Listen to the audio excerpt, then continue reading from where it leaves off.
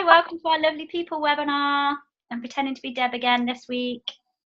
And we've got lovely Michael Behan with us. Hello. I'm trying to think where I met you, Michael. Was it at Ticken or was it at Claire's thing? I was thinking about that the other day. I think fleetingly at Ticken years ago. Yeah, and then I know Claire Frodsham did a mental health day in May in Birmingham, and I know we connected through that with the addiction stuff that you do, and I think we connected.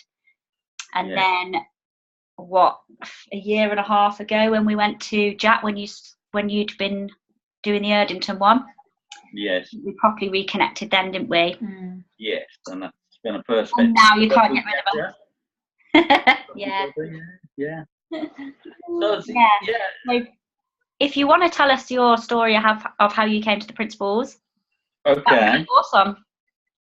Okay, well, I think I'd have to scroll back 12 years, or is it 13? It doesn't really matter, but you know, I developed a serious drinking problem, and I went into AA for a couple of years, and I was really confused, lost, you know, broken, whatever you want to call it.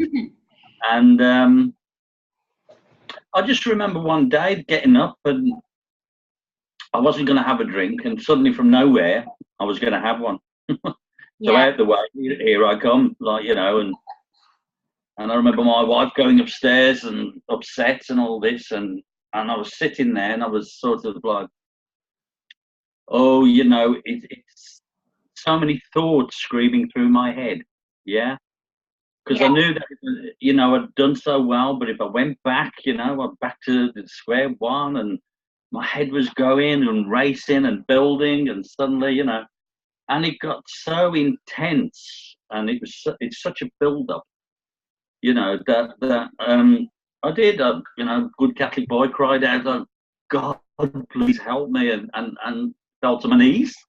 And in that moment, I always think, like, you know, I use my snow dome in my meetings and saying this is thoughts, you know, and look what happens when they settle. But I think on that day, on that morning, a Tuesday morning, my snow dome just blew apart, you know, and I just suddenly, I don't know what happened. Could it be spiritual? Could it be just under intense pressure? I don't know, but it just blew. And I don't know how long I was on the floor for, but I suddenly felt it got this very, very warm sense of peace. And I was just so peaceful. And I don't know how long I was like that for, but my wife said I came up and she was upstairs and lying on the bed, and I held her hand and I said, you know, everything's going to be okay now. And she said, you had this look on your face, and then you walked out the door, and she said, I thought you'd gone to the pub. I was going to say, did you go to the pub? Well, I actually went to church. I went to church, and I thought, oh God, you know, what's gone on here? I just feel so different, and all this type of thing. So on from that, then it was a journey of, you know, I was lost because, you know, alcohol had been my crutch for 15 years, weddings, funerals, whatever, it doesn't matter. I could get through life as long as I had my drink. Yeah. And then suddenly, you know, I was just, I was lost, but not as fearful as I was. So I started some counselling courses, but the reason for the counselling courses was it was a backdoor way of getting myself counselled. You know, I was on this search trying to find out, you know, what's happened to me, you know. So I'd done the counselling, and then there was a thing called Smart Recovery. Have you heard of that? Yeah. Management recovery training. I got in touch with them, and then I used to go around the prisons and introduce it, you know, around prisons, and that was based on REBT, which is the forerunner of CBT.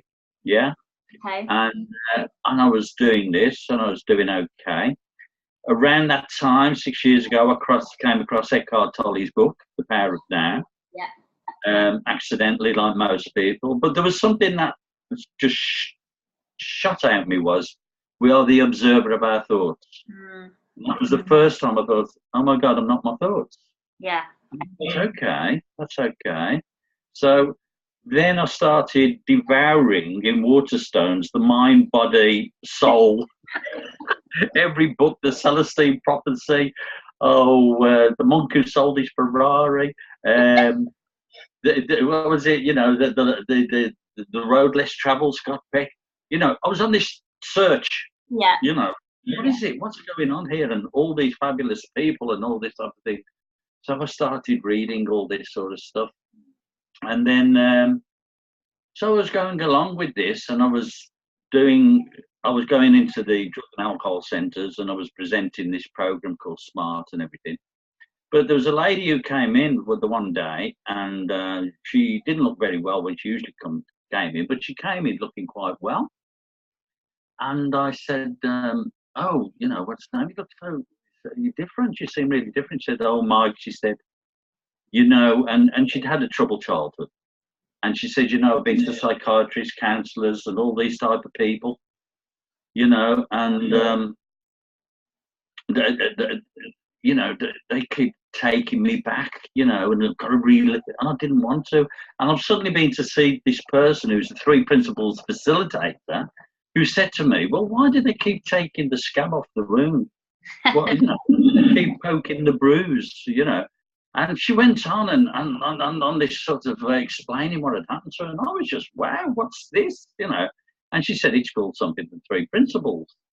So of course, then, you know, I got hold of every book and every video and what's it, you know. And I'd like to have done a course, but I couldn't afford it. So can you be self-taught? You know, but I mean, Ian Watson has been fantastic. You know, he's really been my mentor if I've got into too difficult positions.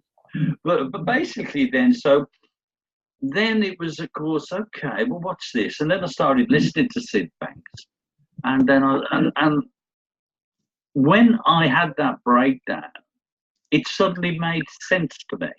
You know, a bit more that I'd actually experienced just, I suppose, mind. Yeah. In that moment, fleetingly as it was, but and I thought, oh, that makes sense what he's saying, you know. So I thought, okay. So I did all that, and I suddenly were having insights, you know, all over the place. And so I went to this, the charity I was working in about 4 or 5 years ago now. And I said, look, I can't do this program anymore, you know, which was cognitive behavioral therapy. I said, I just can't do it anymore. I said, I've got something else. I said, because I'd talked to the group for a couple of weeks. I said, listen, what do you think when I say this, you know, and that? And I got their attention. So I knew that I was connecting with them. So I went to the charity and I said, you know, I've got something else, you know, could I just have a room? And they says, what is it? And I says, I don't know. I want to talk to you about it, but I don't know what it is. I don't know what it is, but when I talk about it, I feel better than other people do. You know, well, come back when you do, you know. And I said, oh, okay. So I thought, this is just too good, this is. And of course, I got hold of Joe Bailey's book, The Serenity Principle. Oh, yeah. And that's a fabulous book, you know. And of course, it's based around addiction. So I went and hired a church hall and in Dudley, and a few of the people from the group used to turn up. And it was terribly cold, you know, but we'd sit there and we'd get Joe Bailey's book, The Serenity Principle, and we'd just start reading passages out of it, you know. And everybody was sort of getting insights to it, you know. And I thought, oh, okay. So one of the girls who used to come was going to an alcohol centre, and they heard about the work we were trying to get off the ground. And they said, well, you can have a room here. So I went and got the room. And then my famous flip chart came about. We love the flip chart. Yep. Yeah, my flip chart, because I'd get the flip charts and, you know, okay, it's mind, consciousness, thought. But, you know, if you're on your second day off crack cocaine or a bottle of vodka or something, and you start talking about mind and consciousness, they're gone, you know, and they're not, they turn off because they're just having trouble staying in the room. But what everybody got was thought. And I said, okay. So I started talking about the role of thought in our lives. And then, so I'd get a sheet and I'd write something or a little sketch or something. Do you get that? Yeah, I get that. I'll keep that one. What about this? I don't get that, so I'd rip that off. I mean, I'm on about my 10th pad now, but mind you, they've said I've got to put it on PowerPoint now, so it's on PowerPoint now. So anyway, over the next couple of years from then, it was a case of building up what people connected with, where they were at that time. And so, and what it boiled down to then was just three things, 3 points. And the first one was, and I would say, like, a Jackal presentation is really, it's a bit of CBT, it's a bit of Eckhart Tolle, but it's pointing all the way towards We're Okay and Sid's teachings. But it was like I needed to walk them there slowly. You see, because the difference with me is, okay, you can go on a course and you can go somewhere nice for 3 or 4 days, but I get 2 hours. I get 2 hours to stick an insight in their head, to get them interested enough that they'll ask questions and probably go out and, I used to put it all on memory sticks for them, all the books, and all the luminaries of the 3P world, Michael Neal, Aaron, all these great people who I nicked. If they ever watch this, yes, I nicked a lot of your stuff. But Michael Neal's brilliant analogies, and then I started bringing in videos of these people, like Michael Neal's "Why Aren't We More Awesomer?" And it was amazing because some people would get it, some people wouldn't, but it didn't matter. In those 2 hours, like, I would start off, say, a 10-minute meditation, guided meditation, and I'd have my snow dome, and as I walk in the room, I say, all our heads are like this now, thousands of thoughts. I said, look what happens when you put it over there. So, and I had there was an 80-year-old woman who'd never meditated before, and she came in and she did this, and when I turned the lights on afterwards, she went, oh, where have I been? Where have I been? She thought, with the meditation, she thought she'd been transported somewhere. That was wonderful. I mean, I've got loads of stories about loads of people in the groups. But so it's like the 10-minute meditation, and then I would sort of do the sheets and like walking them in, and then we'd have a break, and then I'd sort of go, I'd put on, any of the great videos out there, I mean, Rudy Kennard, he was brilliant, wasn't he? Still is. Yeah. I'd put any little videos that anybody had, and slowly the community started to grow, and people had come, people would go. And unfortunately, like how last year, Lucy, we unfortunately lost a couple of ladies, didn't we? And they were very close to us. But we did, for a while, we did work with them, and they were getting better. But sometimes, even if you get an understanding of the 3 principles, if your life is chaotic, and you're so conditioned, it's very hard for you to walk back from that, or come out of it, or helicopter and see it, So I suppose, so after those 2, and then a couple of years later, I said, can you give me some money? And can you give me some bus fare? Can you give me some petrol money? And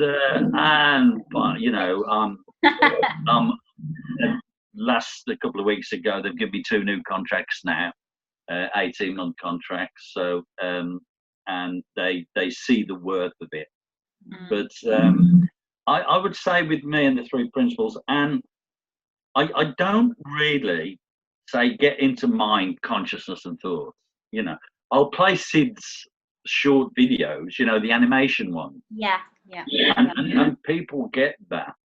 But in 2 hours, I use like loads of analogies. And so the 3 points are, the only reality is this moment now. We're not our thoughts, we're the thinkers of our thoughts. And your feelings mirror your thinking in the moment.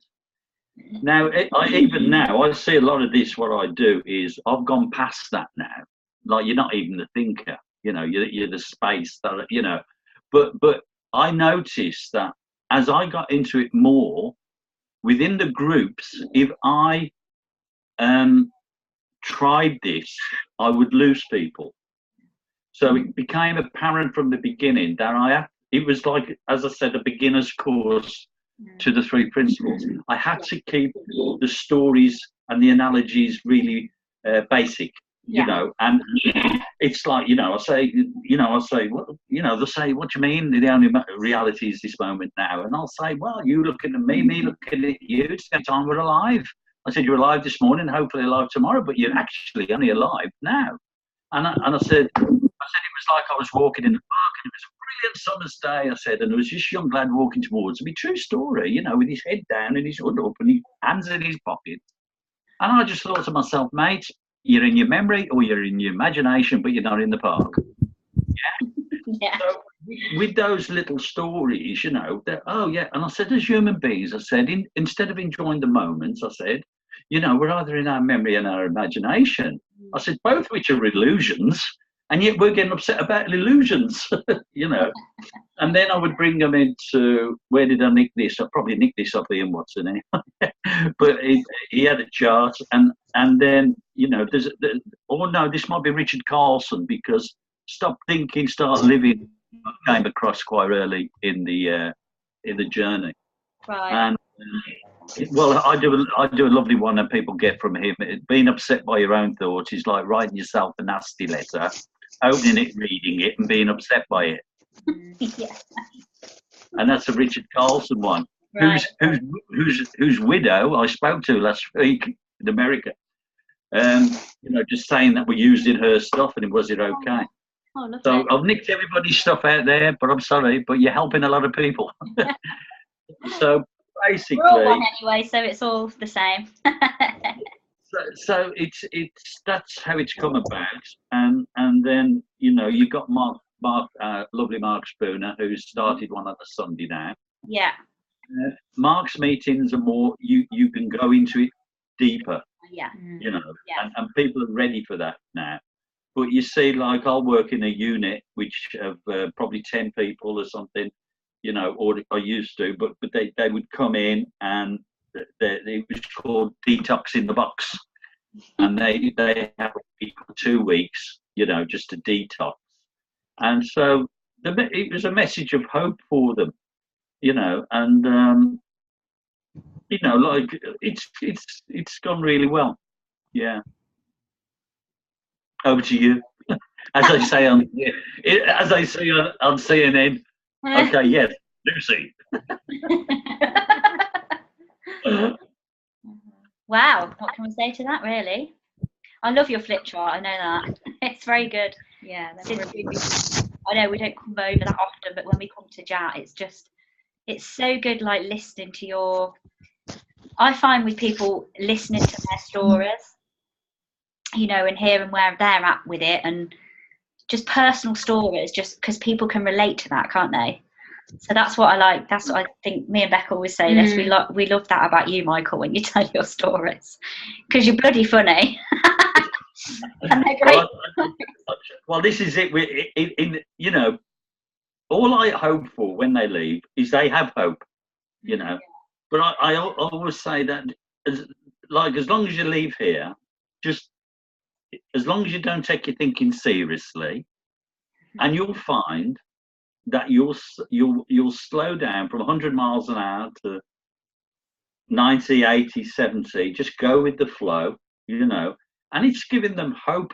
But the massive thing that you see, I find a massive thing for them sometimes is that when they know their relationship between thoughts and feeling, and I'll get somebody come up and say, "Oh no, because they're not well," you know what I mean? So they can be very, and they'll come up to me and say, "No, you get a feeling and then you think about it." And I said, "Oh, okay." So I go red with embarrassment, and then I think, why? I said, I think you'll find I think something that embarrasses me, and I go red. So it's trying to pick out things that people can relate to. Yeah. That made sense. without getting into an argument of what comes first. But you know, they are either side of the coin, and they do move each other. Yeah. You know, so it doesn't really matter. But once they get, you know, because I'll say, if you're sad now, it's because you think you're sad, and if you're happy, it's because you're feeling, you know, thinking happy, you know. And I do all mad sort of analogies. I say it's like a bloke walking down the street. I say, you know, when he's thinking, oh my God, I'm in so much debt, and his hands are in his pockets, and he's feeling terrible. And I said, then suddenly a little kid breaks from his mom and runs out in the road, and he runs into the road and he rescues the baby and he brings it back to the mother, you know, and everybody's patting him on the back, and he's the hero, you know, and his thinking's up here now, isn't it? You know, I say, but, you know, so he leaves them and he goes around the corner and goes, right, where was I? Oh, I'm in so much debt. I say, so if you can see, his thinking was down here, then it was up there, then he came along, and then he was down again. And I said, if you could see it as though your thoughts are like the mother hen, and your feelings are like the little chicks. So wherever the mother hen goes, yeah, your little chicks will follow. Brilliant.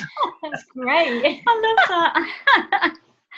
Well, I remember doing this with a young lad of 17 who was he was on his, you know, he'd started on the road of trying all sorts of stuff, and I bumped into his mother a couple of months later. He's okay now, and she said, no, he's doing well and all that. She said, he keeps going on about chicklins. I just don't know what he's on about. Following ahead or something. Brilliant. But I think if you keep it to sort of things like that, the simplicity of it, and then, and it's like, you know, like our lovely lady friend Kerry. Yeah, you know, lovely Kaz. Now with Kerry now, and she don't mind if she's listening, but she was the longest I've known. And I think she'll say it herself, 18 months. Talking about it on Saturday, yeah. And you know, she's sitting there 18 months, and she used to come every week, and then she suddenly goes one day, oh, I got it. She's hilarious. Don't know what she got, but I mean, you know, it changed her life, you know. And I always equate it to, it's like I'm pointing to a light switch. Yeah. And I have had some people, you know, within half an hour, you know, something's happened. But with others, it's a dimmer switch. And I was a dimmer switch man, you know, because I was intellectually trying to understand what was going on here. Yep. You know, and I remember driving over to a meeting at a place, and the music was up, the music was on, the sun was up, you know, and all this, and I was feeling a really good mood, and and then the thought come into my head, you know, because I do a diagram about the now and what was and what if. Yeah. And what if hit me? Oh, what if I get there and he says, well, this is stupid. Get out. You know, what if that? What if this, you know? And I'm sure the sun went down and the music went down. I went down, you know, and I felt, what's it? And that's when I caught myself. I said, you've just made that all up. You've made your thought process. You've gone into the future, made it all up. You know, and as soon as I caught myself, I'm sure the music came back up, the Beatles, and you know, the sun came back up, you know, and I just felt so good. And I thought, oh my God, this does work. Yeah. You know? It's so, you know, it's like magic, isn't it? It's like as soon as we do the littlest thing of understanding where our experience is coming from, it just shifts like that. Yes. You know, and it's so, I love that saying where we don't have to do anything. And at the moment for me, I'm just seeing that so much more when I'm caught in my story. I get a little voice quite often now that says, you don't have to do anything here. This isn't your job to do. Keep enjoying, you know, just live your life, carry on, and your thinking's going to change because we're not fixed. And that's what it does. The hen goes up here, the little chicks follow. The hen comes back down, the little chicks follow. You know, well, it's like I do one. I've got a head, and a box which has got the story and life. Yeah. And when I say to people, like within these groups, I say everything in here, like your ego is what you think you are, you know, and all this in here, you know, memories, childhood, what, everything in there that you think you are is just your thoughts about who you are. And I remember in one of the centres, this guy who was running the group come along and said, hang on a minute. He said, ever since I was a child, he said, my dad told me I was useless. I'd never amount to anything. I was, you know, wrote him off, all this type of thing. So are you saying that's his thoughts? I said, yes. He said, so I can have my thoughts and be anything I want. He said, yes. I said, yes. And he went, yeah. The point being, it's like I say, I'm walking along the road, you know, with my bag of life, and sometimes I put it down and I get all those negative thoughts and things from the past, and I'll just chuck them out. And then when I pick my bag up again, it's a lot lighter. And I said, you know, don't allow these people to rent space in your head, you know, because you can think what you want to think. You can be who you want to be. You can walk out this room now and be a completely new person. Because the only thing that's stopping you is, you know, if you think you're as the Buddha says, what you think you become. So I said, if you think you're useless and no good and what's it? I said, what happened? You know, and then when they find out that they can be this completely new person. Now, some of them, and it's quite interesting because I had a lady who had a brilliant childhood. And she said, well, so what you're saying then is everything that I think I am is not real. And I said, yes. And she said, but, you know, she really believed in who she was, and that's fine. And I said, that's fine. I said, but I said, if we're carrying stuff that doesn't serve us well, you know, let it go. You know, I say, because, you know, whatever happened in the past is now only a thought in your head at this moment. Yeah, and it's up to you whether you want to entertain it. I mean, thoughts can't hurt you. Thoughts aren't real. You just, and it's not what you're thinking. It's that you're thinking. You know. Yeah. So all I can do is it's like, I know what's it? One of the chaps, Mr. Pransky. What's his first name? Sorry. Jack or George. Jack Pransky. You know, and he goes on about deep listening. Yeah. I can't do that.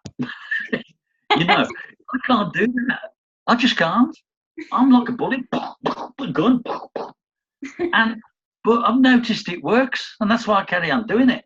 It's because I can say something, and that person won't get it, and 3 days later, you know. So I've only got 2 hours to. But then if they get it, then, you know, I send them down to Deborah then. quick, go to the deep stuff. Well, exactly. And they say that I'm glad I did your support group, because it helped me down there.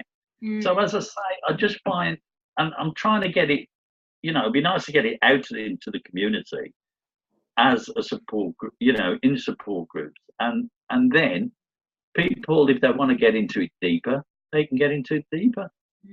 You know, it's just a spark, you know. Michael, I'd love to know from you what's been the biggest difference for you personally, because you talk a lot about the stuff you do with Jack, and you do some amazing stuff with that group. But I'd love to know for you what the biggest difference has been in your life. Oh, difference in my life. Oh my God, yeah.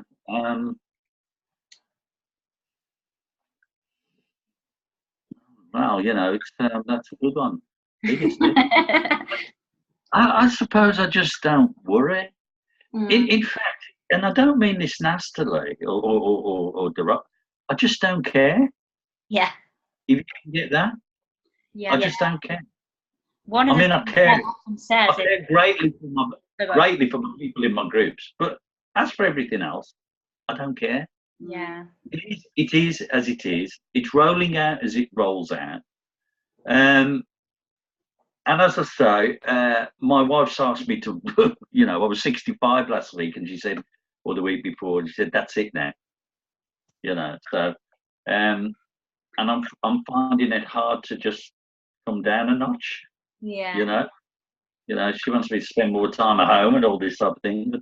But I suppose what I'm sort of saying is I'm really being, for the first time in my life, being in a place where I'm just totally relaxed. And nothing. And of course, when Sid used to go on about globally, this could make a difference. I am one for the news, but not as much now. But I see, like, Putin stuck in his thoughts. Putin believing he is what he is, and I feel like saying, when you're on your deathbed, mate, you'll just be another soul passing over. But I can see ego base in everybody, even me, and I get stuck in it as well.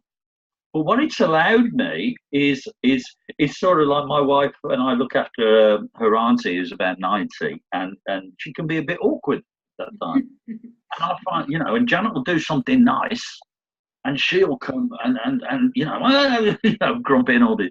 And then I find myself going, but this is it. I've done it. I've brought another sheet in, and I've called "Drop the Drama." Brilliant. Yeah, because I can see, like in the house, that the auntie's playing the old auntie, Jan's playing the protective wife, I'm playing the irate husband. So I walk onto the stage and I'm playing this part, but I catch myself now. And like I say in groups, I said, when this is all playing out at home and all this, I said, like Shakespeare said, all the world's a stage and we're all actors on it. I said, give yourself a break. I said, go and sit in the stalls for half hour and let it all play out. And I do. I go out into the garden and I go somewhere because I know I've been drawn into this. Yeah, in the illusion. Drama. And then I walk back, kid, and I played the kind, caring husband. Can I help you? But I just love this stuff because you just see life playing in front of you, and you don't have to care, because it is just being as it is, and you don't have to take any of it seriously. Yeah, I love what Deb says about the care and stuff. She kind of says it that caring gets in the way. And like it seems to me like when you don't care, you care more on a different deep level. Sort of thing. I understand that totally. I have no idea how to explain that, but I know what it means. It's like compassion, isn't it? Yeah. So when you stop caring about the outcome and you know that whatever's going to play out is going to play out, it gives you the space to be compassionate to people around you and yourself, in fact. And that is a totally different thing to caring and being attached to an outcome. And I think that's what we're talking about here, really, isn't it? Yeah, because kind of caring is kind of where the worry comes in, isn't it? Yeah, when you're attached to an outcome, you worry about it and you try and manipulate things to make it come out a certain way. Whereas when you're compassionate, you don't need to do anything necessarily. It comes as part of the package. But you just, and then you act from a place that's much more sensitive and caring in a totally different way. Yeah. I think it's like it's been a privilege to work with these people, and it's got to be in the hundreds now, of each week stepping into somebody's reality or seeing how they see life. And how it plays out to them, and you just want to say none of it's real. You're a conscious human being having thoughts, and if you could just reconnect with it, and like I say, I'm not telling you anything new. You know this. You know this, and once you reconnect with who you are, you'll suddenly stop taking it all seriously, and then and you can see people caught up in it, and you do feel compassion for them. If somebody even shouts at me, and I've had it a lot in centres, if somebody's off their medication or something, but you can just see that they're not who they are, who they really are. In their thought in the moment, and that's it. Yeah, it's just in that moment that their thinking has gone shh. But it does, you do get compassionate towards your fellow human beings, and it's a privilege. You know? It keeps you very humble. It does, yeah. Certainly. Yeah. So I'm going to ask if anyone's got any questions for our lovely Michael. You can unmute yourself, or you can wait for us and we can. Hi, Michael. Can you hear me, people? Oh, hello, Martin. Yeah. Oh, yeah. Sorry, I missed the very beginning, so I missed how you started it. And because it's actually what you're talking about relates to me a little bit, and that on the 3rd of May, I'm having my first group meeting that I've set up locally to where I live. Right. Where's that, Martin? Leighton Buzzard, near Milton Keynes. I know it. Yeah. And it's interesting that there's not many people in this area that have heard of it. They're spontaneously going, oh yeah, I'll join that. What time is it? So yeah, it's going to be interesting, but I'm going to use some of your ideas and start off with like a flip chart with which I steal some ideas from Debs, because I was at the retreat a couple of weeks ago there, so I'll steal some ideas from her as to how to start to keep the conversation going and engage different people. I don't know what age group I'm going to get or anything really. Yeah, so, and is it like you've advertised it as a well-being group? Well, I've advertised it as a 3 principles discussion group for the moment. Okay. But that can obviously change. Perhaps wellness group is a better. I found that it's a well-being group based on the 3 principles. Yeah. Because 3 principles, people think of physics or science. Yeah, indeed. Whereas I was saying that's a well-being group, but it's based on an actual teaching or understanding. Yeah. But and they've never done it before. I would just say, start with thought, and I would use. Have you Sid Banks's little videos? Yes. Well, he's got the whole. Yeah, that they're all published now, aren't they? Oh well, I just linked it off YouTube. But I mean, there's a new YouTube group just called SidBanks.com. Oh, okay. Got like all of his stuff on there. Yeah. Well, number 4 or something, where he just says about with the one with the path and thoughts, and that really, I put when I say there's a thought system. We didn't know if I'd have been told when I was a child that there was a system, that could guide me through life, it would help me. And that system is called a thought system.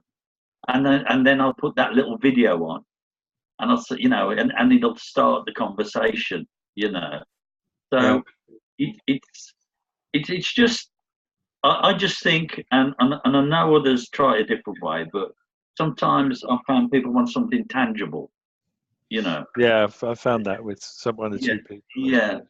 Just so if you can give them, and then all the books out there, get them to read, or whatever. But I've got loads of them. Okay. I've got one written by this lady here. Yeah. Hey. Yeah. Oh well, I'm gonna use Lucy's when she gets your paperback, and I'll be giving that out to the group. Yeah. Lucy's giving them away free. Biggest bargain. No, but yeah, I wish you all. I know there's a School of Performing Arts down there, isn't there? In Leighton Buzzard, is it? No. Okay. Unfortunately, because my son is 16 and he's wanting to be an actor, and he's doing lots and lots of acting. All right. But there isn't one around here. He's in the local acting group, the Leighton Buzzard Children's Theatre.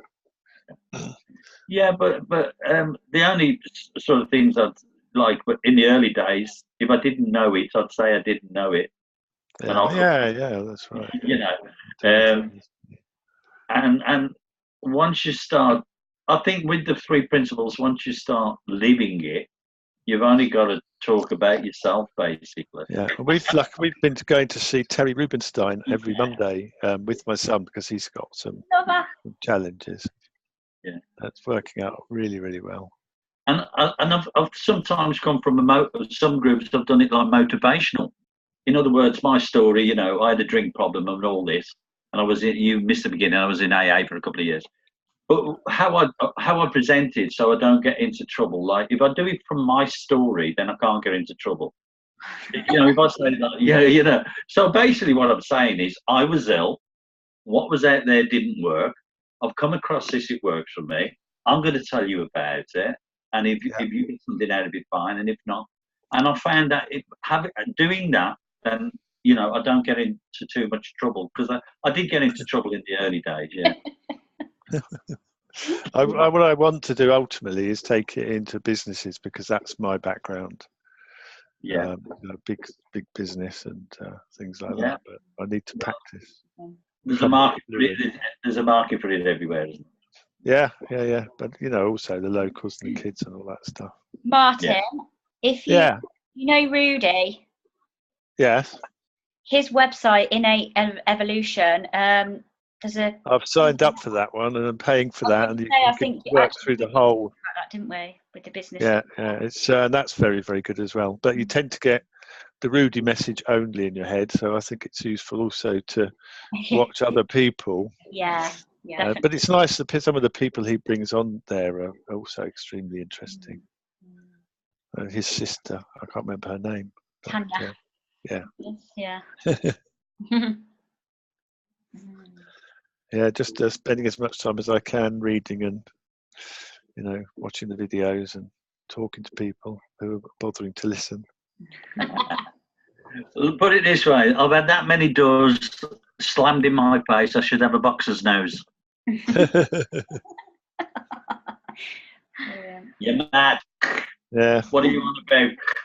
Come back when you do, you know. But keep knocking. Yeah. And they let me in eventually, and you know, I can make a living out of it if I want. Yeah. Only I've retired. I just get it and then I retire. Well, you don't have to retire. It's just an arbitrary thing, isn't it? Yeah. Tell my wife. Hello. Okay. Thank you, Martin. Michael. Yes. Do you feel like you could explain what you see as the principles, what they are? How you see them? Brilliant, thank you. Okay, well, it's been great. Bye. Okay. Put it this way, the way some of the biggest insights, I suppose, is when I got into the principles, I also got into the likes of, you know, Mr. Foster, Muji, Adi Shante, all the great spiritual teachers. Mm-hmm. And then I just listening to them all. And one day, and I was going to buy another book, or what's it? And I thought, hang on a minute, they're all saying the same thing. Yeah. It's like Sid was saying the same thing and giving his version. Eckhart is the way he sees it. Mm-hmm. Steve Foster, yeah, is. But this is, you know, running through this understanding, running through all of it. Yeah. And it's like when I do my charts, you know, we're okay, and then outside the chart, anger, what's it, and then off that, you know, alcohol, food, whatever. I say, because we're conditioned, if we're not feeling okay, to go outside of ourselves to take something to feel okay. What I'm pointing you to is that we're okay anyway. I say, because it's like when Jesus was asked, where's the kingdom of heaven? He said, it's inside you. When the Buddha was asked, how do I find peace? He said, look within. So what I'm sort of getting with Sid and the three principles, I suppose, if I had to do it, is, you know, we are just consciousness. We're consciousness expressing itself through us. And I'm part of that, and I am the observer of that. And I suppose it's like, I put it this way. Once you know it, I know it's the ego that's getting in my way. and I've dropped into ego, then I know it's very hard, isn't it? Hard to put into words. Okay. Look, the way I look at it, you had Paul McCartney and David Bowie, right? Paul McCartney's last hit was the Frog Song. David Bowie created all his life, and because David Bowie realized he was connected to the universe, he was connected to the principle of thought. He was flowing through him all the time. McCartney made the mistake of thinking that all this great music was coming from him. And that's when his ego blocked it then. He didn't create anymore, where Bowie always kept creating. So what I'm pointing to is we're part of something a lot larger than us, you know, and it's like when I do a group, when I talk to you now, I never know what I'm going to say. I just leave myself open and it flows through. Yeah. I don't know. And I don't care. Let it flow, baby. You know, let it flow. Let it, you know, you could write a record about that. But to me, that is consciousness, yeah? Yeah. And then you've got mind, which is, and this is all the luminaries in the 3P field have said, you know, it's the you know, the intelligence behind all life. And okay, a lot of people would interpret that as God, you know, but we don't need in the 3 principle world to be taken down that road, you know, whatever you want to call it, but there is an intelligence behind life. And I don't know who said it, but if you cut yourself, you know, it heals. You know, if you plant a seed, a tree grows. Well, I know I couldn't do that. I'm not part of that. So I know I'm part of this intelligence, which is mind. So you've got mind, which is this intelligence. You've got consciousness. You know, Deborah's analogy, whose analogy about the, you know, the film projector and all that, yeah. And then there's thought, you know, that, you know, so everything I see, because thought is really just information, isn't it? You know, when people say, I don't know where the thoughts come from, well, they're coming from all around you. They're information. It's information coming through to you. And that information then is brought to life by consciousness. Yeah? So the way I see it is that, you know, I open my eyes, I take in everything, my 5 senses, bang, I'm getting thoughts, you know, personal thoughts, yeah? And then consciousness, you know, brings it to life, and I can either believe it or not believe it, yeah? And then, you know, and I'll make the best with what's coming through.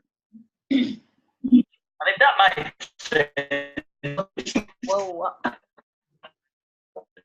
you know, but yeah, so mind consciousness thoughts, it's the Trinity, and they all operate.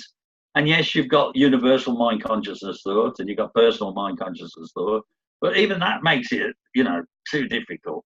You know, in my game, people simplicity, or, but, you know, in other words, I hope you know, I said, have you ever woke up in the morning, the sun's shining through, and you just feel at peace?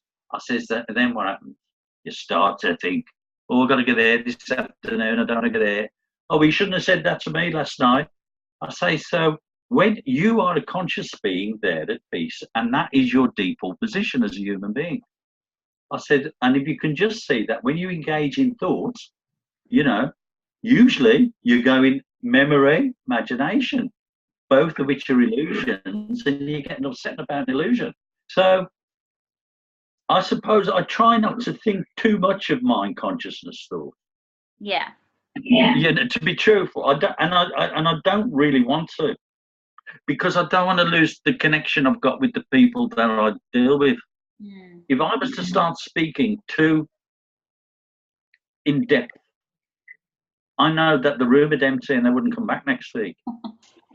So I think I understand it myself. I mean, basically, all the great visionaries and spiritual people of the past were pointing to everything that we've got is within us.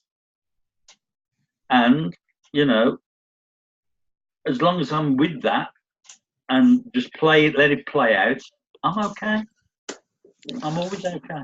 Michael, have many people followed it up further and more deeply after talking to you. Oh yeah. Well, how many people have been on Debs Course, Luce? What, the retreat from Jack? Yeah.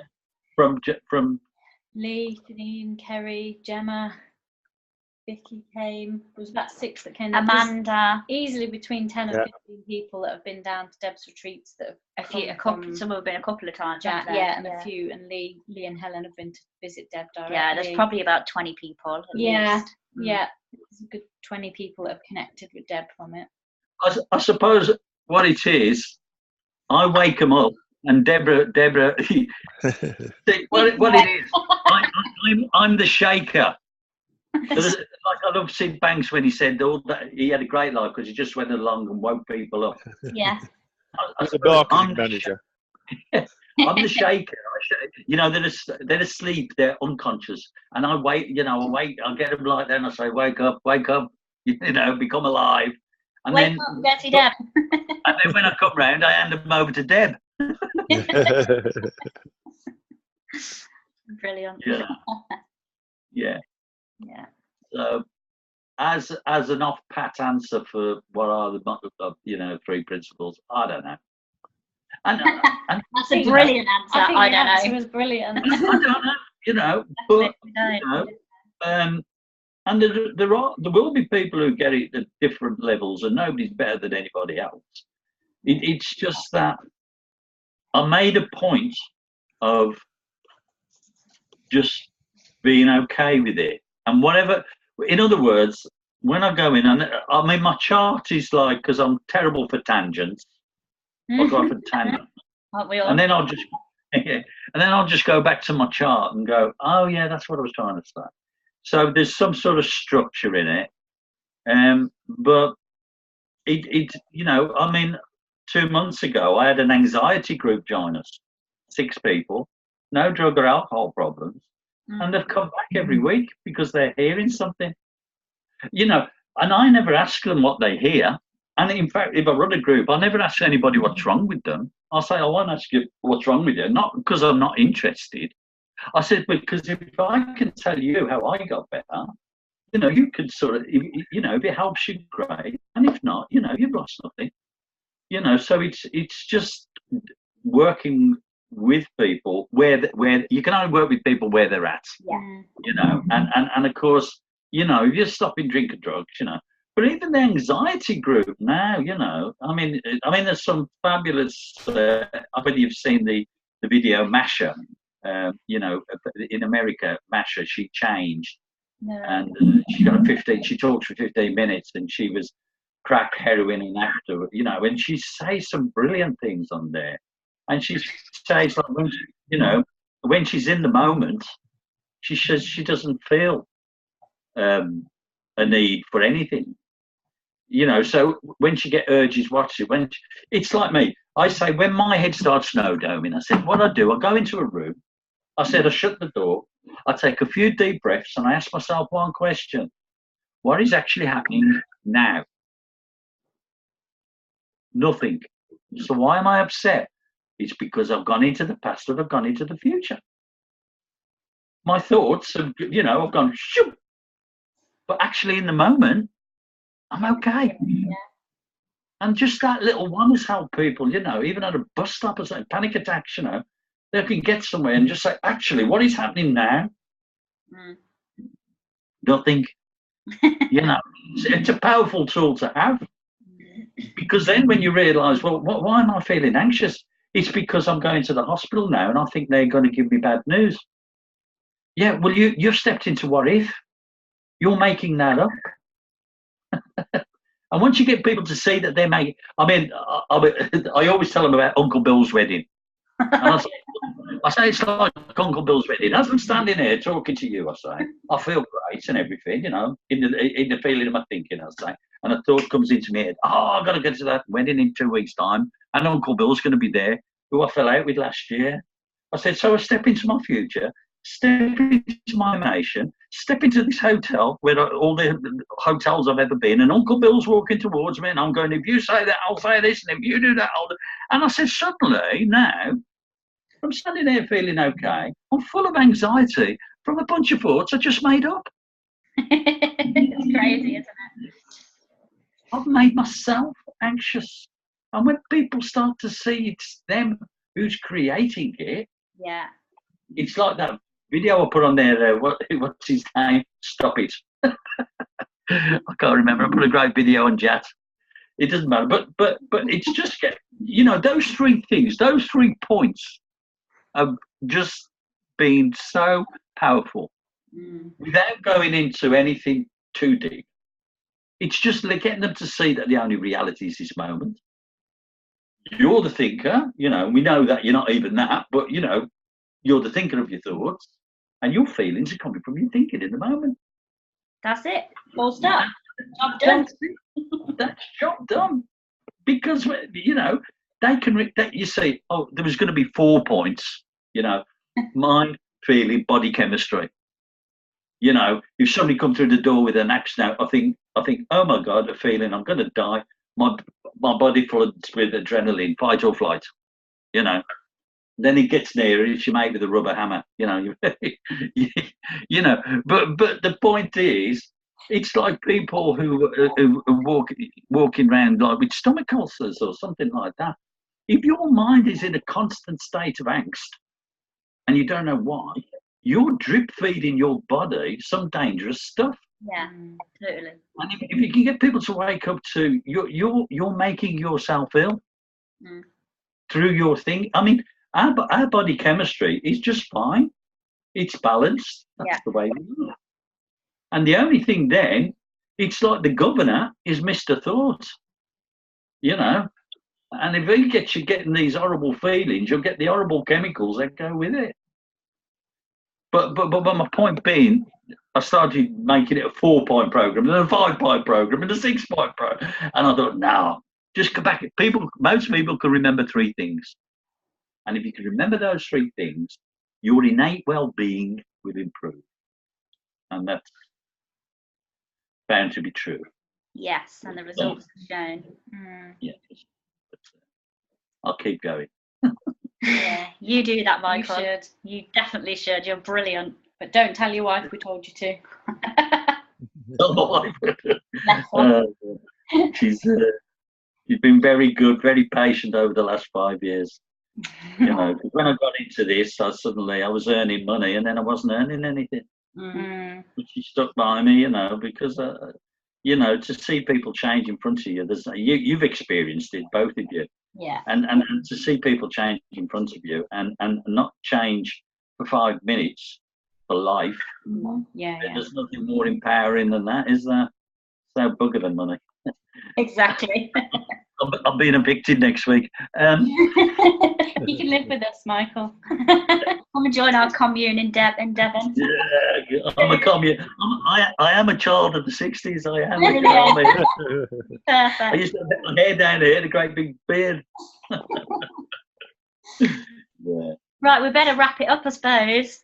Otherwise, Okay. we'll be rattling all night, won't we? Which is great, but Yeah, no, well, I've thoroughly enjoyed it. And Nice to meet you, Michael.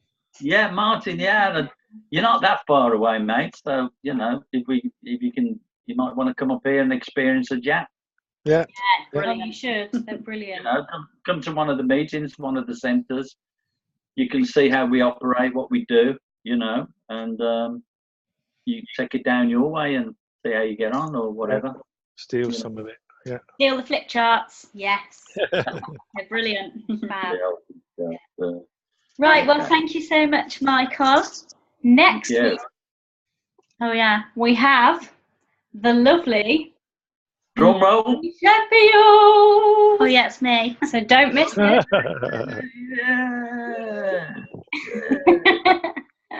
Well, I remember meeting you. You're just a fantastic person, Lucy. You really are. No, but you're so brave. That's the word I'd use.